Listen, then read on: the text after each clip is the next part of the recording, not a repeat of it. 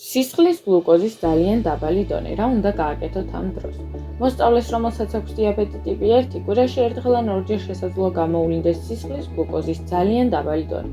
დროული მკურნალობის შემთხვევაში ეს მდგომარეობა არ არის საშიში, მაგრამ თუ მოსწავლეს აქვს დაბალი გლუკოზა და არ ხდება დროული ჩარევა, მას შესაძლოა გაუჭირდეს კითხვებზე პასუხის გაცემა, იყოს დაბნეული, დაკარგოს გონება ან განუვითარდეს კრუნჩხვა.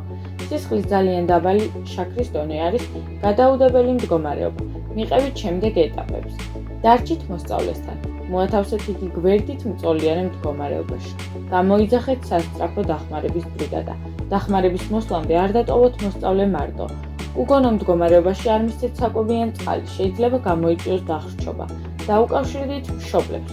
მოსწავლემ უნდა მიიღოს გლუკაგონი, ეს არის ჰორმონი, რომელიც ზრდის სისხლის შაქრის დონეს.